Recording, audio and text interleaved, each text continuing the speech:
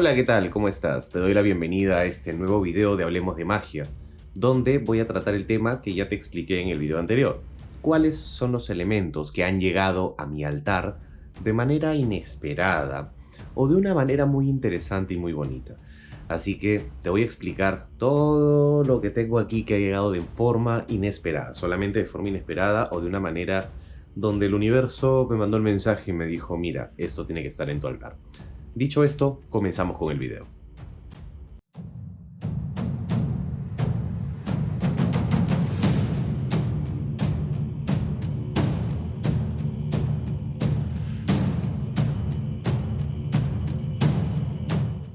Todo brujo que se respeta tiene una varita.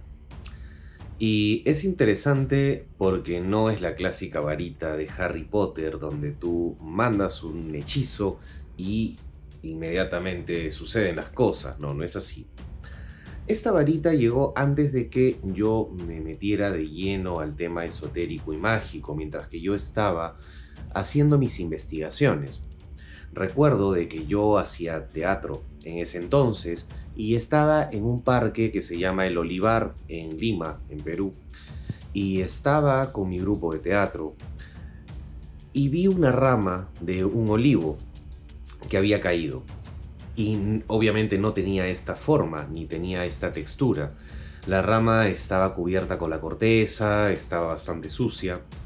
Y de casualidad, entre broma y broma, yo comencé a convertir a todos en una linda princesa y comencé a bromear con todos con esta rama. Y lo interesante es que me la llevé a casa. Me la llevé a casa y se comenzó a generar una suerte de broma y yo la comencé a llevar a los ensayos de teatro. Y poco a poco comencé a lijarla, a quitarle la corteza con una navaja, comencé a lijarla un poquito más y comencé a darle un poco más de forma hasta que quedó finalmente completamente lijada y completamente lisa. La barnicé finalmente y me di cuenta de que este elemento, más allá de ser un elemento unificador dentro del grupo, también era un elemento que se me había dado sin en ese momento saberlo, me dejo entender. Llegó a mí y tiempo después yo dije, epa, pero esto de acá puede estar en mi altar, esto de acá es una varita, y es una varita que yo la he construido sin saber de que estaba construyendo una herramienta para mi altar. Y ya tenía una varita. Entonces lo que hice fue activarla, hacerle un ritual de activación para dedicarla ya enteramente a mis actividades mágicas, esotéricas. Y el primer mensaje que te quiero dar con este tipo de eventos es que no siempre las cosas esotéricas o las cosas que van a tener un uso mágico llegan de la forma esperada, o sea, no llegan exactamente como un elemento mágico que tiene que estar ahí porque es dedicado a la magia. No, a veces llega en forma de un obsequio, como lo vas a ver más adelante, cosas que pueden estar guardadas por años en un desván y que de un momento a otro tú las ves y dices, pero esto de acá encaja con mi altar. Y esto de acá debería estar en mi altar, no debería estar en el desván, o no debería estar acá en el estudio o en la cocina, porque esto de acá es una herramienta que puede ser ritual. Recuerden de que la magia es una magia simple. La magia no debe ser complicada. Nosotros somos seres mágicos. Entonces, todos los elementos que nos ayuden con canalización o que sean elementos propios, digamos, del uso mágico podrían convertirse en parte de nuestro altar luego de una activación y de una sacralización, por decirlo de alguna manera. Todo ritual de activación se hace en tu altar con tu pentáculo y haces tu ritual de activación, digamos, y de ofrenda de esta nueva herramienta para tu altar. Así que esta es la historia de este primer elemento, la varita de olivo, varita de olivo, que al final terminó convirtiéndose en un elemento canalizador. Lo que hace la varita es canalizar la energía, simplemente. O sea, yo tengo un objeto y ese objeto lo toco para canalizar la energía, la intención que yo tengo sobre ese objeto. Si yo quiero bendecir ese objeto, quiero activarlo, toco la varita encima y voy recitando una suerte de mantras o una suerte de oraciones para ir canalizando la energía por medio de la varita.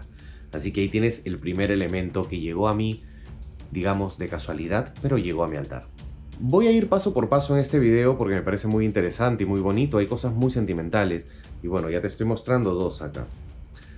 Este de acá es un adorno para mi altar que cayó de un pino, de un árbol de pino. Yo estaba también haciendo un ensayo de teatro. En ese tiempo me dedicaba mucho al teatro. Y este fruto cayó. Y es muy, muy bonito, muy interesante el fruto del pino. Así que me lo llevé a casa, al igual lo vi, qué bonito, y me lo llevé a casa. Y ya estando, habiendo pasado un buen tiempo, lo vi bien y dije, esto de acá puede ser un adorno para mi altar. Adorno, no un elemento activo, sino un adorno. Lo mismo sucedió con un caracol que encontré, esta caracola que encontré, en un río. Ese es un caracol de río. Y me pareció interesante. En mi ciudad no hay ríos, no hay un río, digamos, donde exista una flora y fauna. Los ríos que hay son muy contaminados. Y bueno, primera vez que vi una caracola tan grande de río. Así que lo que hice fue también llevármela. Y esta sí, lo elegí directamente para mi altar. Yo dije, por algo se me ha cruzado. Y es un elemento muy bonito porque tengo tierra y tengo agua acá presente. En las dos ofrendas, digamos, son estos dos adornos. Adorno ofrenda, slash ofrenda, ¿no? Barra ofrenda, que siempre están dedicadas en mi altar y los tengo a un costado en una bandeja que tengo acá. No sé si se puede ver la pequeña bandejita. Y acá los coloco, ¿no? Tienen su lugar, digamos, dentro de mi altar en esa pequeña bandeja. Así que ahí están los otros elementos naturales, digamos, que llegaron a mí como parte de una ofrenda de la naturaleza para mi altar. Hay otros elementos que pueden ir apareciendo y que no necesariamente tienes que estar pensando constantemente en qué cosas le llevo a mi altar, qué cosas le llevo a mi altar, sino que van apareciendo simplemente y uno los ve y conectas. Uno no siempre piensa 24/7 en lo que tienes en tu altar, pero es interesante cómo van apareciendo cosas y de un momento a otro la ves y dices, sepa, y se te cruza la palabra altar, se te cruza eso, el objeto, y tú dices, esto va. Esto va. Estas dos representaciones, digamos. La primera es un cenicero, una suerte de cenicero, que también permite colocar inciensos y que es de unas calaveritas, bien interesante, que la compré en una feria en Buenos Aires, en San Telmo. Y son varias calaveritas. Espero que se pueda ver bien ahí. Sí, se puede ver bien. Unas calaveritas con un pentáculo al centro, Y la tengo siempre a un costado, acá, este es su sitio, digamos, donde está la calaverita con el sahumerio. Me pareció un elemento bonito, interesante, como para compartirlo. Y también de Argentina llegó una imagen de la Santa Muerte, que en realidad por investigación de Mercedes Arcoiris, que está siempre presente en todos los videos. Te mando un abrazo y un beso enorme, Mercedes. Me dijo, no, este es San la Muerte, no es la Santa Muerte. Y bueno, igual, yo tengo mucha afinidad con la Santa Muerte. La compré por eso, es de bronce, es bastante pesada esta imagen. Y está aquí presente la madrina, como le decimos, con Mercedes. La madrina aquí presente en el altar. Y esto también apareció en una de las tiendas que fui a visitar. Y la vi y dije, para esto de acá tiene que estar sí o sí en el altar, ¿no? Es la imagen, la representación de San la Muerte. Claro, yo la compré pensando que era la Santa Muerte, pero igual es la energía que prodiga la muerte en sí, ¿no? Y que yo trabajo mucho con esta energía. Y está también presente a un costadito de mi altar acá dentro de esta repisa. Así que ahí la tengo a la madrina. En su representación masculina, el padrino. Los siguientes elementos son elementos de un origen incierto, ¿ok? Y para tales fines yo tendría que explicarles de que hay en mi país, en Perú, una cantidad insana, muy grande, de restos arqueológicos. Producto de todas las culturas que han vivido en las diferentes zonas o en los diferentes lugares donde se han ido asentando en la antigüedad. Hablamos de culturas precolombinas culturas como los mochica, los chimú, los chavín, que viven incluso en épocas 3000, 2000 años antes de Cristo. Y todos estos lugares, por desgracia, por inacción también de las autoridades, han sido huaqueados, lo que nosotros denominamos huaqueado, que vendría a ser excavado ilegalmente, y todo lo que sale de estos lugares muchas veces acaba en manos de traficantes ilegales o de personas que lo venden por grandes sumas de dinero a coleccionistas privados. Algunos casos mucho más aberrantes encuentran objetos de oro que tienen un valor histórico, un valor artístico, pero lo funden. Lamentablemente ha habido mucha inacción y hay algunos coleccionistas privados, algunas personas que de una manera u otra han ido recopilando, digamos, o les ha llegado a sus manos algún otro elemento importante de alguna de estas culturas, de cualquiera de estas culturas, y que lo atesoramos de una manera muy distinta. Los siguientes elementos yo no los he adquirido, llegaron a mí por sucesión, digamos, familiar, porque antes las familias, por ejemplo, si se asentaban en algún lugar o tenían una hacienda o tenían una casa grande, hacían, por ejemplo, una excavación para construir una pileta o una piscina, o simplemente tenían una propiedad en alguno de estos lugares que había sido sitio arqueológico y estaban arando la tierra o estaban construyendo algo, y de un momento a otro salía un fardo funerario, una momia, o de un momento a otro salía un entierro, de un momento a otro salía un lugar ceremonial, y lo que hacían era un museo de sitio, o de lo contrario, lo colocaban como adornos dentro de la casa. Eh, pasa también, y hace poco vi una noticia, este es un pequeño paréntesis, de una persona aquí en Lima. Esta persona tenía un taller automotriz y en las excavaciones para construir su taller, para agrandarlo, para ampliarlo, encontró un fardo funerario. Encontró la momia ahí, llamó al Instituto de Cultura, llamó al Ministerio de Cultura para que vengan a recoger la momia, y el ministerio nunca llegó. Nunca llegó. Él mismo tuvo que contratar un arqueólogo para que pudiera retirar ese fardo, esa momia. Y, perdón, no era en La Victoria, era en San Juan del Lurigancho, ya me acordé, en San Juan del Lurigancho, que es una zona de la periferia de Lima y que ha sido zona arqueológica. Y ya no es la primera vez que encuentran este tipo de elementos y quieren construir un museo de sitio, y las autoridades simplemente no dicen nada, ¿no?